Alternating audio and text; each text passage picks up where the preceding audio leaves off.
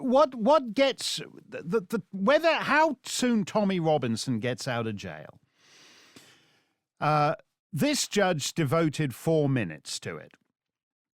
And we've had some pushback from people at SteynOnline. If you read the comments, there are club members who dislike what I had to say about it and said it's not a 4-minute trial. It's that he broke the terms of his conditional sentence, so he was being sent to jail. If you've ever been, I've been in a lot of courtrooms. I've been in a lot of American courtrooms. Nothing happens in 4 minutes. Nothing. They move at the speed of molasses, and the only thing that happens is because somebody hasn't shown up or somebody hasn't got this or that bit of paperwork, and they kick the can down the road for another 30 or 60 days. That's how it is in a U.S. courtroom. When they take you from soup to nuts, from walking in the door to being carted off to jail in 4 minutes, that's extremely unusual. In this case, he did not have his own solicitor or barrister, as it were, representing him. That also is not, the right to choose one's own counsel, particularly when you have counsel, is also fundamental to justice. So he was represented by some guy who didn't know him, didn't know the case or whatever. That is also inimical to justice. And having read the original sentence, which I think is frivolous in certain respects, when the judge actually says, as a lady judge, I think it's Judge Norton if I recall, and she refers to the fact, this is a guy, it's been documented that he was savagely assaulted while he was detained at Her Majesty's pleasure, as they say in jails in England. He was detained at Her Majesty's pleasure, and Her Majesty couldn't even prevent him being savagely assaulted in prison. So when Judge Norton actually said, they say he's at risk of being beaten up in prison, and my initial reaction to that is, quote, so what? ? Unquote. That's a quote from her actual sentencing remarks. I don't like her insouciance about that, because I think when the state incarcerates someone, it has the responsibility to ensure that that person remains safe. Just as I don't like it when an attorney general in California a couple of years ago was making jokes about having the head honcho at Enron, Ken Lay, I believe it was, showing him into a jail cell with, here's your roommate Butch. So basically, the Attorney General of California is making jokes about incarcerating prisoners with guys who are going to rape them and give them AIDS. I don't think that's appropriate, and I don't think it's appropriate for Judge Norton at Canterbury Crown Court to be quite so insouciant about Tommy Robinson being beaten up in prison. But at least she noted the fact. The guy in Leeds didn't. This does not pass the smell test. It is not appropriate. It is not seemly. And the idea that a guy can simply be seized, the concerns that Judge Norton at least noted in that order disregarded, and he winds up in HMP Hull, I think is fairly disgraceful. Robert Stewart writes, Mark, there is no evidence that an anti-Muslim hysteria is sweeping any Western country. But the authorities are using this as a pretext for suppressing public discourse on the violent and illegal behavior of Muslim gangs. Could it be that these judges believe that the gangs are providing a useful service? Norton and Marson certainly aren't oblivious to the realities facing commoners immersed in the budding UK utopia. Judge Norton seemed to have knives and death on her mind, and yet said, so what, in response to the fate that might await Robinson in prison. Would it be, well, don't steady on, Robert. Here's the problem. I think at a subliminal level, most of the establishment in the United Kingdom and in Europe understand that they have wrecked their nations, that there is no happy ending to the forces they have set in motion. I actually think at a certain level, even if they don't express it, even if they don't discuss it, but somewhere deep within, they understand that. Now, what do? All the people who insist that admitting in effect Islam to nest in the heart of Christendom has no implications. All it means is that the unneeded Christian churches will become mosques, and the pubs will close or have to become coffee houses because Muslims don't drink. But otherwise, life will go on unchanged. I think they know in their heart of hearts that isn't true. And I think they also know, if you look at, for example, the part of Manchester where the guy who blew up the Ariana Grande concert came from, it used to be English, and then it became multicultural, and then it became Muslim, because once a neighborhood becomes predominantly Muslim, it's not so comfortable to live in if you happen to be gay or Jewish, or you're just a single woman who likes to have a drink with her friends and walk home alone late at night. So it's gone from uniculturally English to multicultural to uniculturally Muslim. And I think at a certain level, these guys understand that. But they cannot admit they're wrong. They were wrong. They cannot admit that what was done to Britain and to Europe and to other Western nations was actually imprudent and, in some respects, is an existential threat.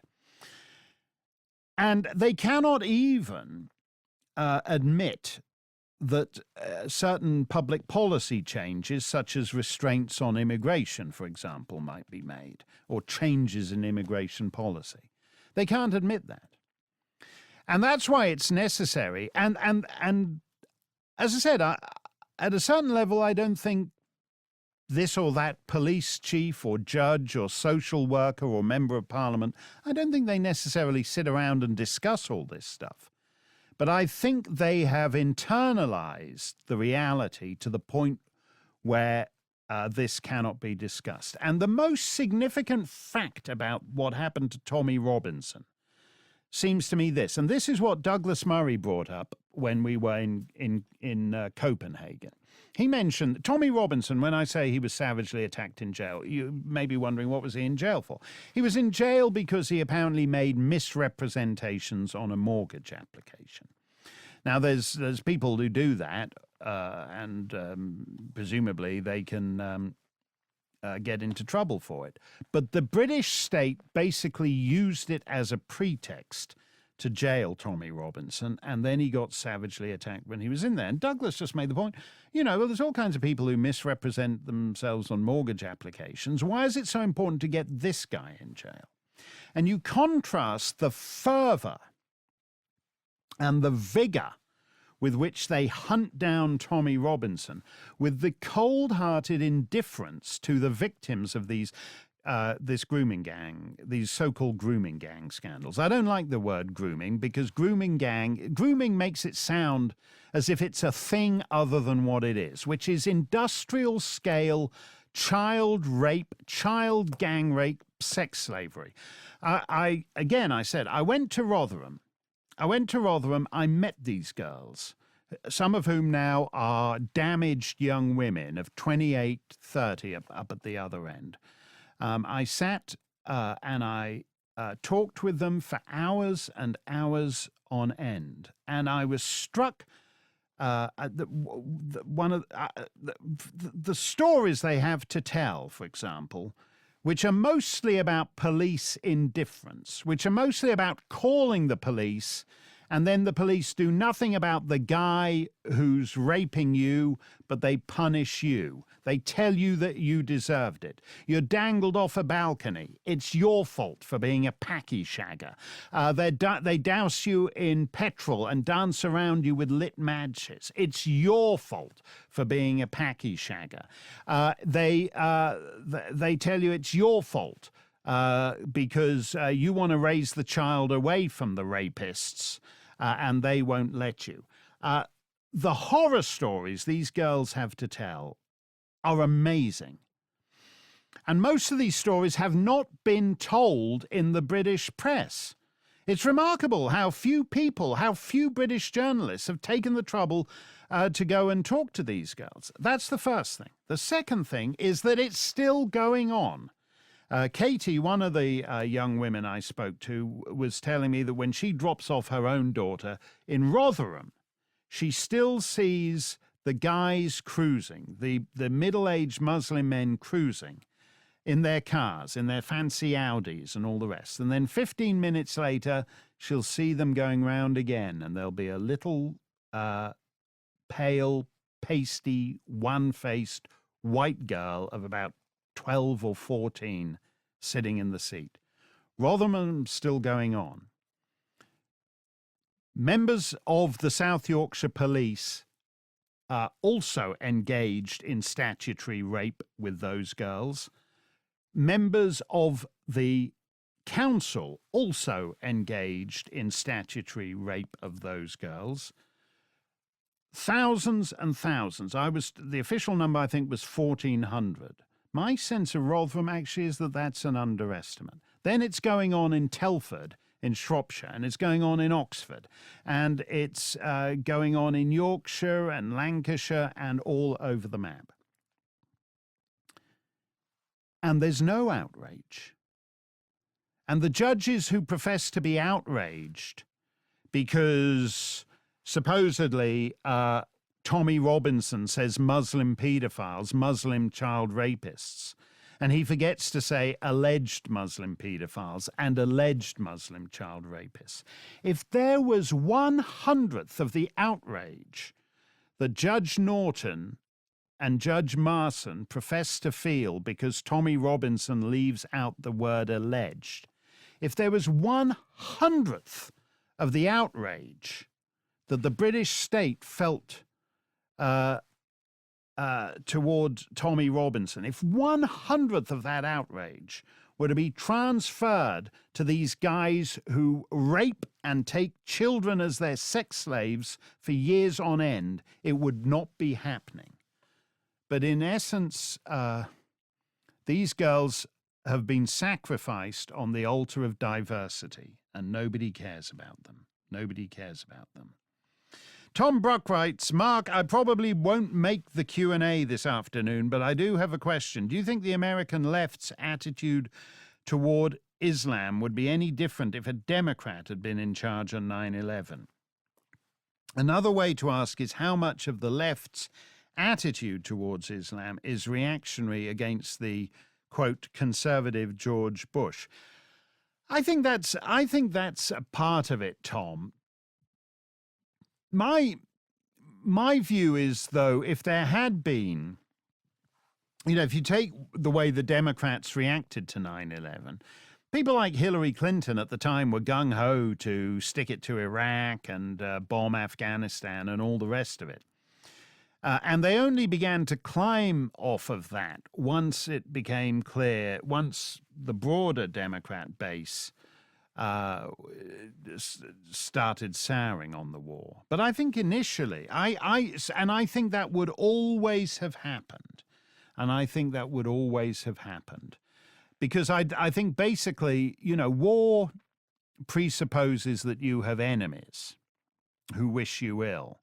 And I think that is so alien to the leftist mindset now. And I think, again, even if you go back and you recall those first days after 9/11, by which I mean the first week, it's actually in my book, The Face of the Tiger. It's Face of the Tiger may not have much to recommend it, but it does accurately, I think, can capture the mood of those first days and weeks after 9/11. And already the root causes, the poverty breeds resentment, the total failure, the inability, which is the great paradox of multiculturalism and diversity, the ability to imagine, for all your blather about multiculturalism and diversity, that there's anyone on the planet who doesn't think like you.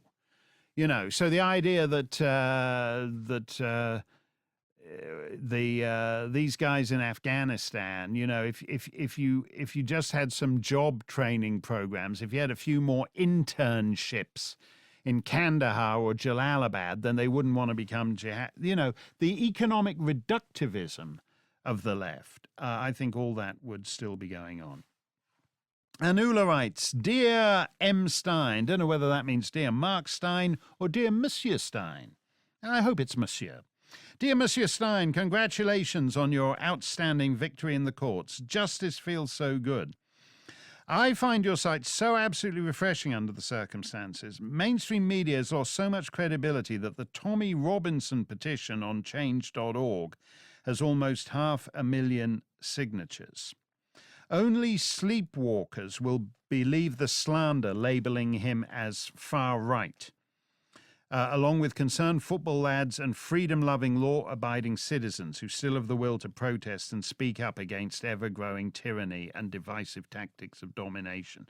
I hope that all the silenced voices, for fear of reprisals in several EU countries, will find this petition too, because I'm sure they would like to sign without losing their job. Anula, I think I mentioned that I met Tommy Robinson at the European Parliament.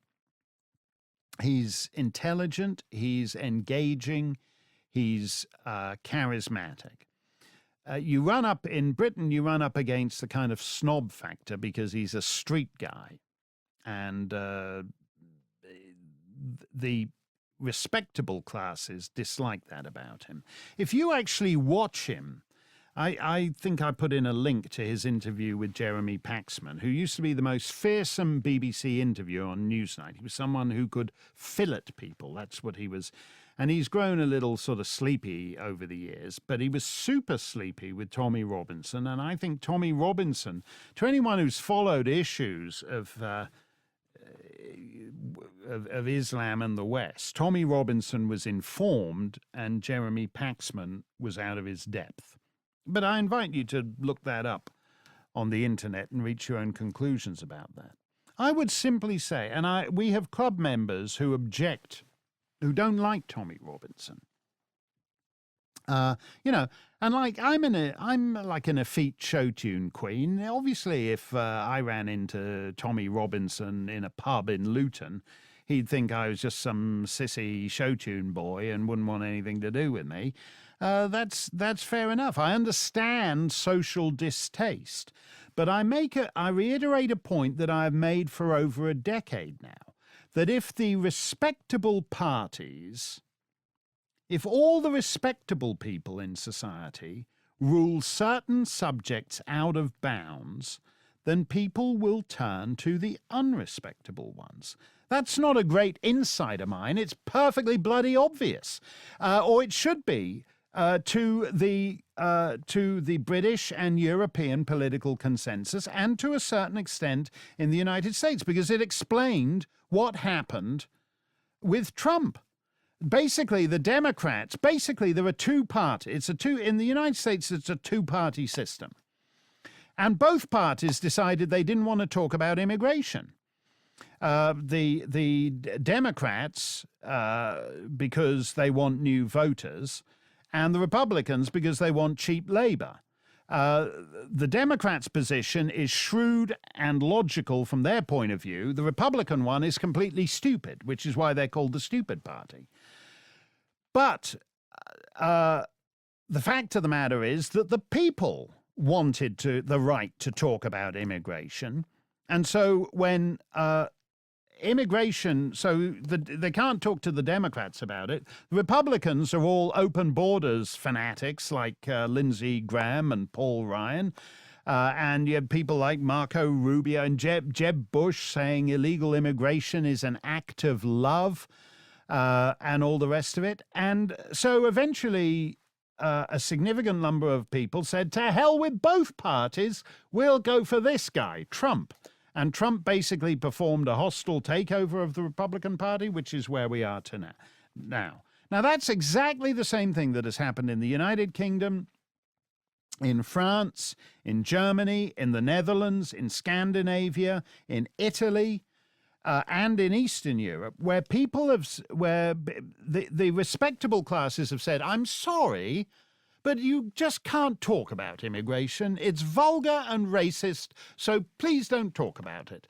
You can talk about, we've got a narrow range of political subjects that we think are fascinating to talk about, and that's all we're going to talk about. So if you want to talk about immigration, you can't because it's racist. So to hell with you. And at a certain point, people say, well, we're not going to be told which issues we can and can't talk about. So if people, and I understand there's a club member who makes very shrewd and perceptive comments, and he correctly makes the observation, I think, that the far right is likely to increase in popularity, in part because the soggy centre in British and European politics has now got so soggy that all you're going to do is just sink in it. What's interesting about the Tommy Robinson case is that it's happening under a so-called conservative government. We have a so-called conservative government that would be unrecognizable to virtually any member of Mrs. Thatcher's cabinet from the 80s. In 1979, when Mrs. Thatcher's Conservative Party won the election, they talked quite openly and honestly about immigration. They talked about it in terms of numbers. They didn't sentimentalize the issue. They didn't sugarcoat the issue. They talked about it in a business-like way in numbers terms. And that would be unrecognizable to someone like Theresa May or almost anyone who matters in her cabinet. And that is why when you have a conservative party that doesn't want to conserve anything, that is now actually talking about banning fireplaces in country homes, that's how conservative the Conservative Party of the United Kingdom are, people will turn to unrespectable forces. Owen Morgan writes, it seems that the Italian electorate is being told to rerun the recent general election because the voters got the answer wrong last time. Pressure from the EU and Germany is blamed. Is there a pattern here? Yes, indeed. As you know, it's somehow a populist, so-called populist government emerged from the usual Italian electoral chaos. And it's interesting because this isn't like those Eastern European countries which have just emerged from the Warsaw Pact. This is one of the founding nations of the EU. This is one of the original 6 members. What was the original 6 members?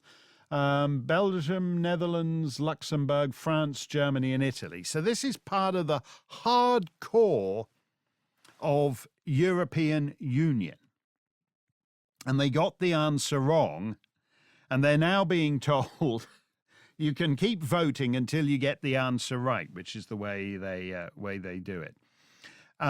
Maggie Menzes, right, it seems that nowadays no dissension of any nature is to be brooked by our progressive overlords. Trump supporters were deplorables.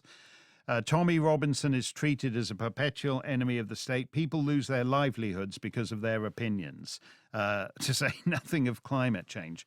What can and should we do about it? Almost all of this, and I bring it back to the Irish abortion referendum, comes when you agree to discuss everything within the shrunken parameters of the left. They want to say, you can't talk about this because it's racist. You can't talk about that because it's sexist. You can't talk about that because you're a climate denialist. You know, they just want the labels to they don't want to hold the debate. They want to close the debate down. And that's why free speech is always, whenever anyone's telling you you can't say that, you should reject that argument. You should say, no, I'm going to say it. And then if you've got a problem with it, you can explain why I'm wrong. But the more you imprison the boundaries of debate in this box, and the box is getting narrower and narrower, the more you do that, the more you basically hand the left their victory. Because that's the one thing, actually, that the left and Islam have in common, that they think huge sections of life are beyond debate.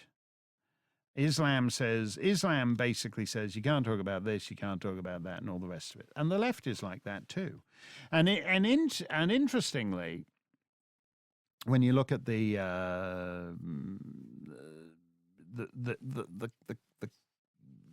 sort of lack of curiosity that's present on many university campuses now, the way people are content to be told, well, this is the line on Islam, this is the line on transgender rights, you don't have to think about these things. Eventually, what's striking to me is it takes on the Dar al-Islam is like a kind of contemporary college campus, and a contemporary college campus is like the Dar al-Islam. The essential ingredient there is the lack of curiosity. The lack of curiosity that prompts you to intellectual inquiry. The lack of curiosity that the lack of curiosity and intellectual inquiry. Intellectual inquiry and curiosity are essential to great achievements in science, great achievements in the arts, and great achievements in human progress and liberty. And that's why Islam's contributions to science and the arts these last 1,300 years have been more or less irrelevant. While and that is that same kind of lack of curiosity and indifference to inquiry that you see at the contemporary college campus is very telling. Mark Ferrigno writes, Mark Ferrigno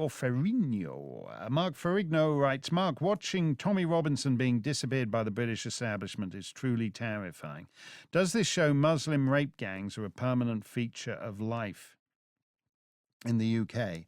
Also, am I paranoid in thinking the British establishment, figuring to actually kill Tommy, is hoping that 13 months in maximum security prison is enough time for the problem to take care of itself via Muslim prison gangs? Yeah, are Muslim rape gangs a permanent feature of life in the UK? That's interesting to me. Rotherham was a public scam. Outside the United Kingdom, the only thing anybody knows about Rotherham is that that's where children get raped and were raped and raped and raped for years and years and years on end, while the social workers and the police and the politicians did nothing about it. And as I said, I saw with my own eyes the evidence that the abduction of young girls is still going on in Rotherham. The sex gangs are still happening in Rotherham. Now, that's in a town that has come under immense scrutiny for it. It was people, they did what they usually did. They had an inquiry, and there were like brave female MPs who came and spoke about it, and the brave female MP, I think one of them got an MBE or an OBE, that's a member or officer of the Order of the British Empire.